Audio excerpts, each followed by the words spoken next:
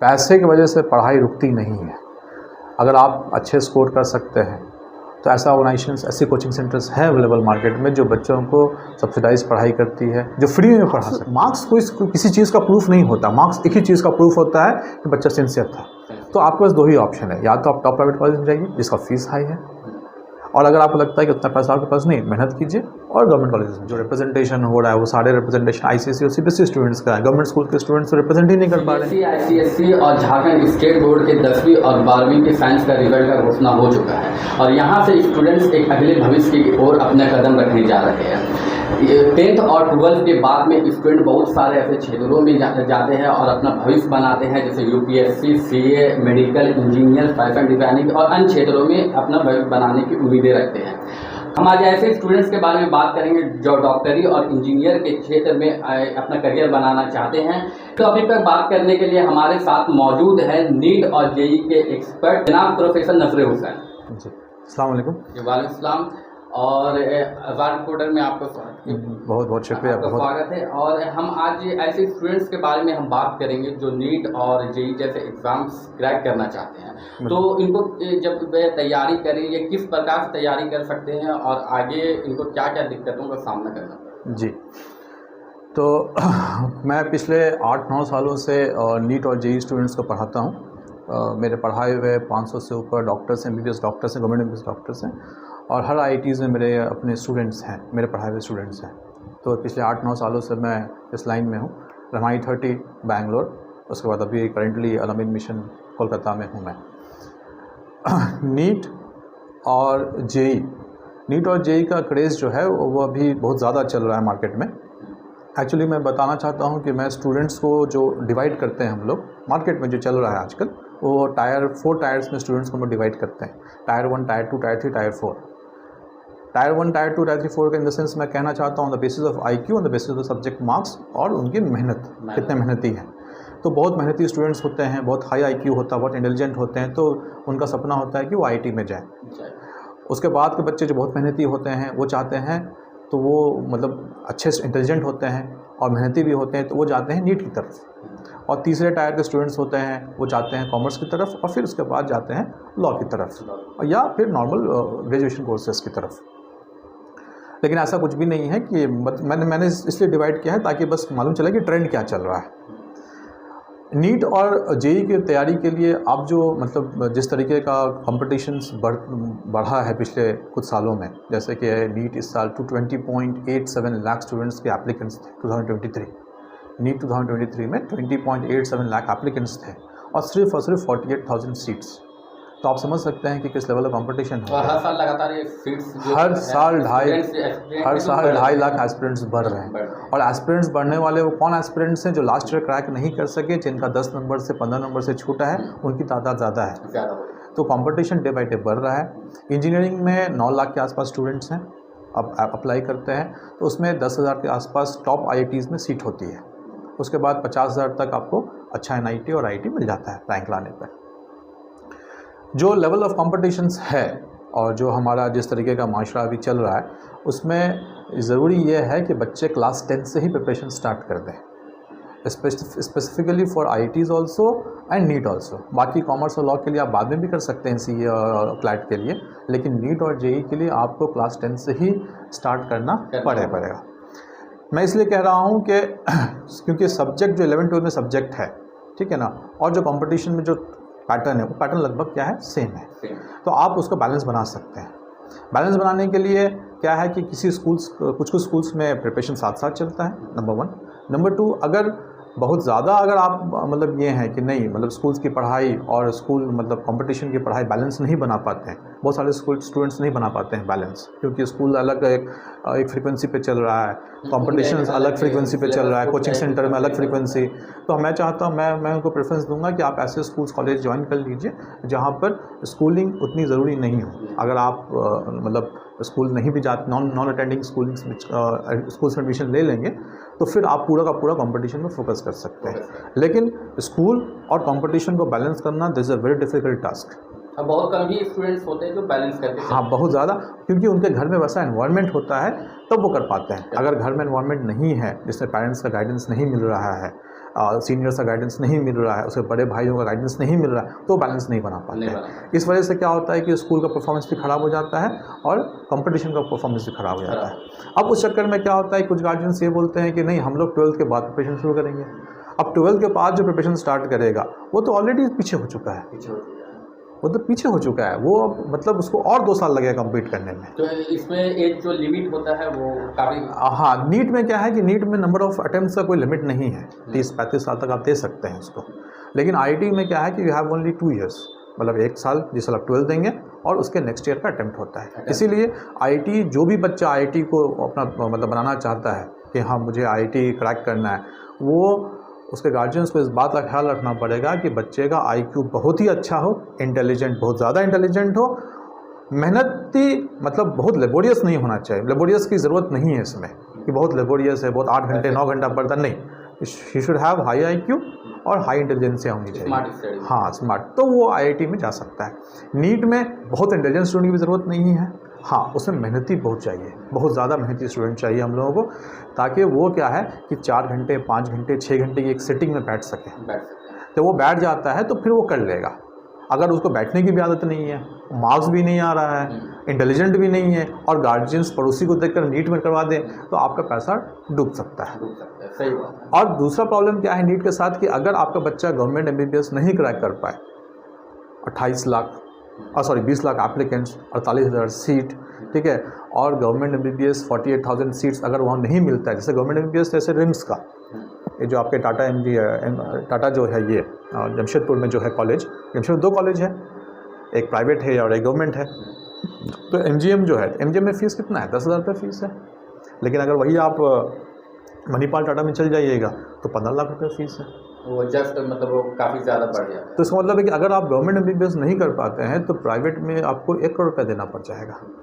तो 1 करोड़ रुपया अगर आपके पास है तो बच्चा पढ़ेगा ही नहीं, और जो पढ़ रहा है उसके पास 1 करोड़ नहीं है। 1 करोड़ नहीं है, कुछ फाइनेंसिंग प्रॉब्लम की वजह से भी आपको, तो इसका मतलब है कि बहुत ही ज़्यादा डेडिकेटेड बच्चा चाहिए ताकि वो क्या करे, अपने सपने को मतलब पूरा कर सके। उसमें गार्जियंस का भी रोल होता है कि गार्जियंस को रेगुलरली मोटिवेट करना पड़ेगा।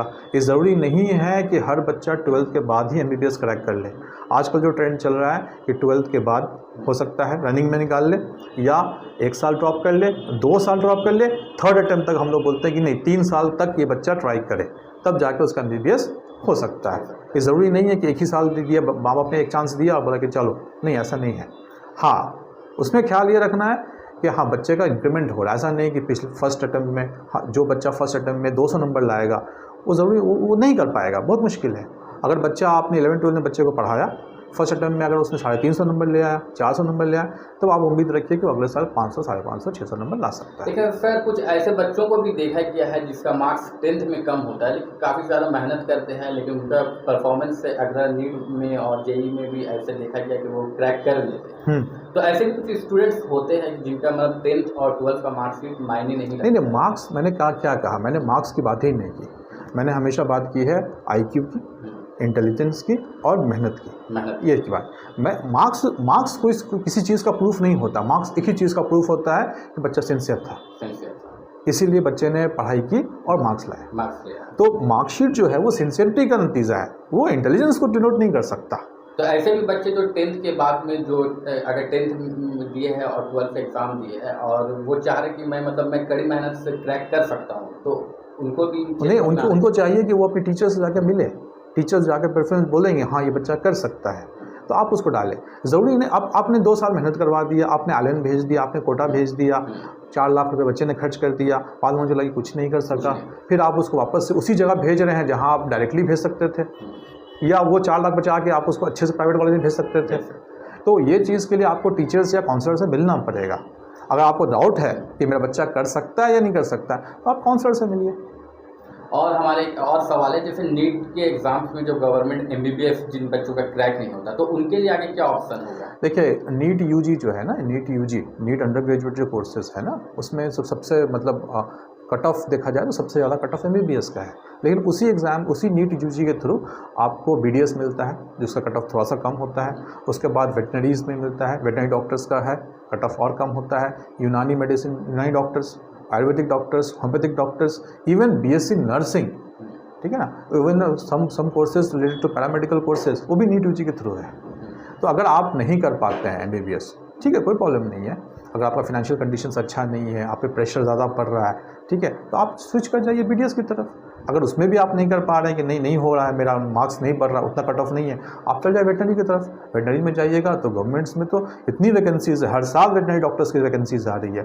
प्रॉब्लम यह है कि अभी क्या हो रहा है कि अभी एक फ़ैशन हो गया है। फ़ैशन ये है कि हर जिसके पास एफ्लुएंट क्लास है, जिसके पास पैसा ज़्यादा रहा है, वो हर आदमी अपने घर में कुत्ता पाल रहा है, जानवर पाल रहा है, तो उसका मेडिकेशंस तो होता है ना।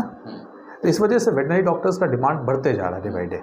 हाँ, क्योंकि म्यूनसिपल कॉर्पोरेशन में भी जो बहुत ज़्यादा जो होते हैं वहाँ पे भी, जैसे आप मीट शॉप वगैरह जी फ्लैट और हाउसेज जी वहाँ पे वेटनरी डॉक्टर्स का काफ़ी ज़्यादा एग्जैक्टली वेटनरी डॉक्टर्स का डिमांड बढ़ रहा है। सीट्स गवर्नमेंट वैकेंसीज निकल रही है, एप्लीकेंट्स नहीं है। 70,000 तक गवर्नमेंट सैलरीज़ है। इवन एक और चीज़ अभी ज़्यादा चल रहा है जो एग्रीकल्चर डिपार्टमेंट का। एग्रीकल्चर डिपार्टमेंट में भी बहुत अच्छा स्कोप है, बहुत ज़्यादा पैसा है, ठीक है।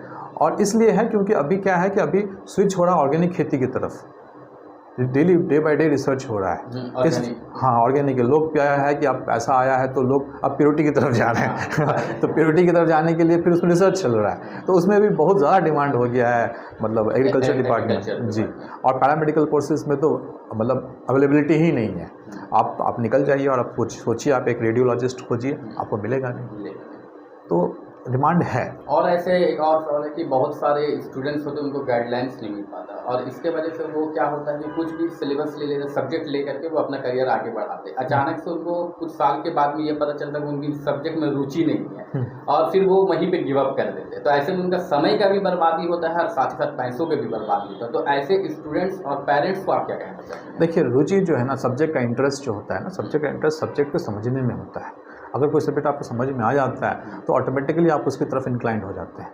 अगर आपने पढ़ाई नहीं की, आपने पढ़ा नहीं, आपने मेहनत नहीं की, उस सब्जेक्ट को समझा नहीं, तो ऑब्वियसली आपको रुचि नहीं आएगी। वो एक बहाना है कि आपको रुचि नहीं आ रही है। रुचि इसलिए नहीं आती क्योंकि बच्चे उस चीज़ को सीरियसली नहीं लेते हैं। क्योंकि क्लास 8 का बच्चा, 9 का बच्चे को क्या आप समझ में आ रहा है दुनिया कि उसमें रुचि क्या आएगा? सही बात है। उसे क्या पता है कि कौन, उसमें तो 5000 सब्जेक्ट है दुनिया में, उसे क्या समझ चलेगा कौन सा चीज़ नहीं है। और एक सवाल हमारा है कि ऐसे जो स्टूडेंट्स नीट और जेई का जो तैयारी करते हैं, वो फर्स्ट अटेम्प्ट देते हैं, उनका सिलेक्शन नहीं हो पाता है, तो ऐसे में वो डीमोटिवेट हो जाते हैं और फिर आगे जो तैयारी है उनमें काफ़ी ज़्यादा बाधा आती है। तो ऐसे स्टूडेंट्स को आप क्या बोलना चाहिए? इसमें क्या होता है कि मैंने कहा, स्टार्टिंग में कहा था कि जो MBBS की तैयारी कर रहे हैं, दे आर वेरी सीरियस, उनको ये है कि उनके गार्जियंस उनको बताएं, उनके टीचर्स उनको बताएं, और उनके साथ साथ जो उनके आसपास के जिनके बच्चे जिनसे मशवरा लेते हैं वो समझाएं कि this is a 4 year game. हम ये नहीं कहते हैं कि 1 साल में ही हो जाए। हो सकता है कि रनिंग में ना निकले, फर्स्ट ईयर में निकलेगा, 2 साल में निकलेगा, 3 साल में निकलेगा, इसके बाद बच्चे को आप हटा सकते हैं। लेकिन आप कम से कम आपको 3 चांस देना पड़ेगा MBBS के लिए। IIT में वो सीन ही नहीं है। IIT में बच्चा बहुत इंटेलिजेंट है, आप निकालेगा, नहीं निकाल पाया, प्राइवेट इंजीनियरिंग कॉलेज अवेलेबल। अब इंजीनियरिंग कॉलेज में अगर क्या है कि इंजीनियर्स के लिए मैं स्पेशली बताता हूँ, जो आपने कहा कि बहुत बेरोजगारी है। बहुत ज़्यादा आपके प्राइवेट इंजीनियरिंग कॉलेजेस हो गए और हर साल इंजीनियर्स निकलते हैं, जी, लेकिन उनको कहीं ना कहीं एम्प्लॉयमेंट अब तक नहीं मिला। तो ये एम्प्लॉयमेंट नहीं मिलने के कारण और ये इंजीनियर्स का जो बेरोजगारी है, इसका सबसे बड़ा कारण क्या है? देखिए, मैं खुद इंजीनियर हूँ, मैं इलेक्ट्रिकल इंजीनियर हूँ, और हमारे यहाँ तो मतलब प्लेसमेंट्स हुआ था, जॉब था। मामला ये है कि कुछ तो मोहब्बत होते हैं, कुछ क्या बोलते हैं, कुछ तो होते हैं मोहब्बत में जुनून के आसार, और कुछ लोग दीवाना बना देते हैं। तो कुछ तो गवर्नमेंट की प्रॉब्लम है, गवर्नमेंट इश्यूज़ है, और कुछ हमारा भी अपना इश्यूज़ है। तो पहला चीज़ है कि जो गवर्नमेंट की वजह से क्या है कि गवर्नमेंट की जो पॉलिसीज़ हैं उसकी वजह से जॉब क्रिएट नहीं हो रहा है, नंबर 1। नंबर 2 क्या है कि प्राइवेट कॉलेजेस को वो लोग जो एफिलिएशन देते हैं वो प्रॉपर्ली चेकअप करके एफिलिएशन नहीं देते हैं।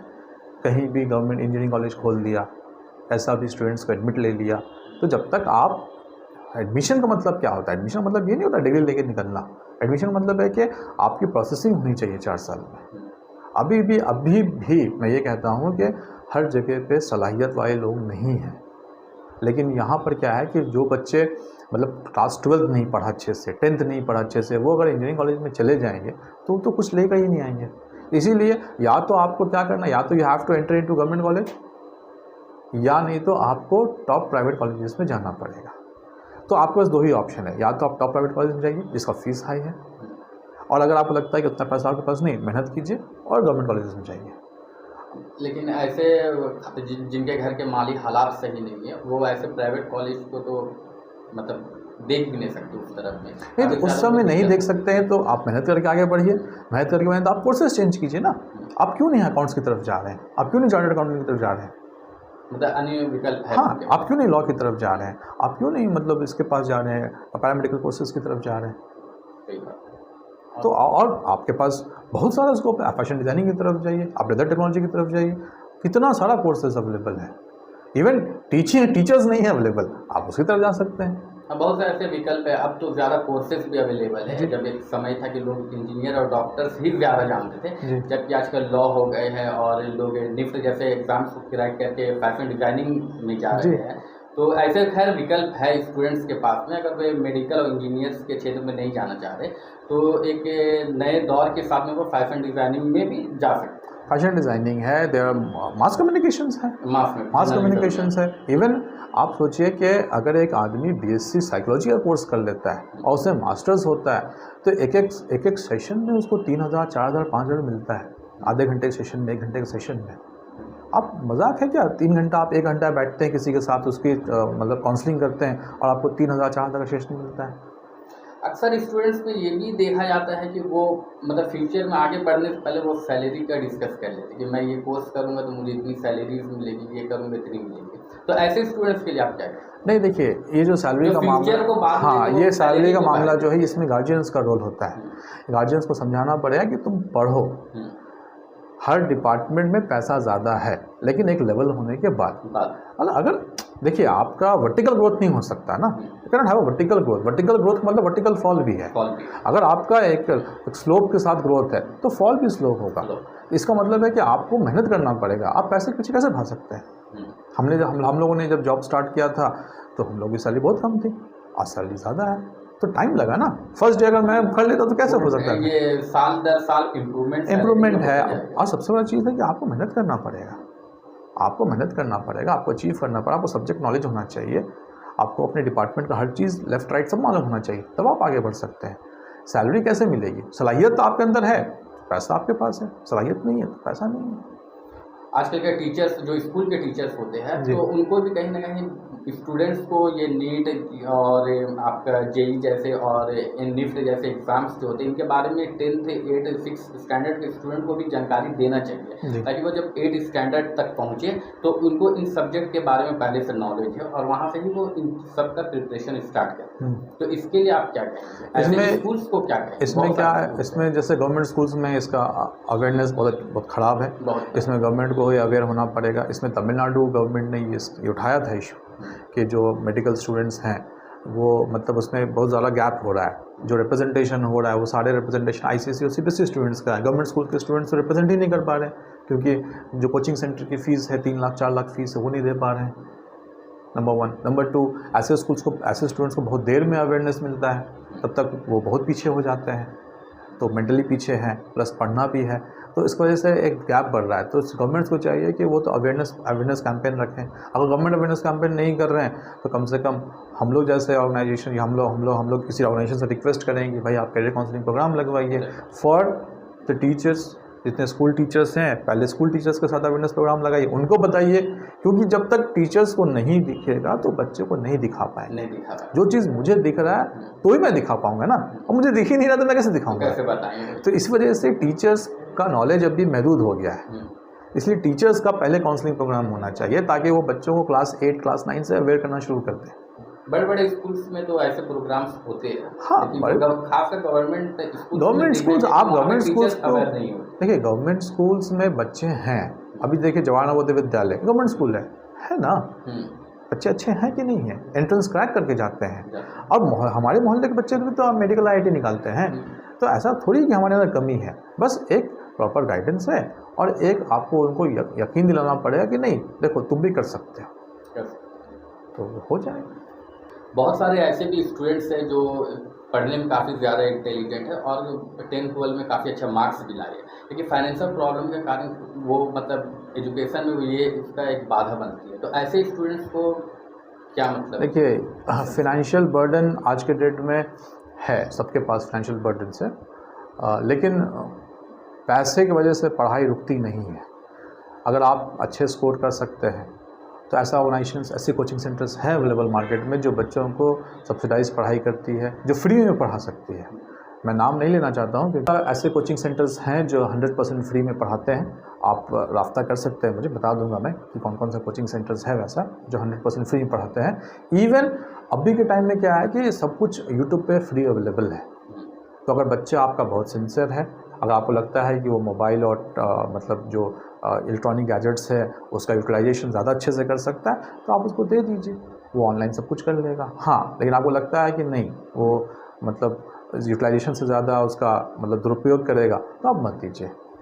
लेकिन सब कुछ ऑनलाइन अवेलेबल है। नंबर 1 आप उससे पढ़ सकते हैं, अच्छे टीचर्स अवेलेबल हैं ऑनलाइन पे, आप उससे पढ़ सकते हैं। बहुत सारे फ्री कोचिंग्स ऑनलाइन अवेलेबल हैं। इवन ऑफलाइन कोचिंग्स में रेसिडेंशियल कोचिंग्स, बहुत सारे रेसिडेंशियल कोचिंग्स अवेलेबल हैं, वहाँ पढ़ सकते हैं।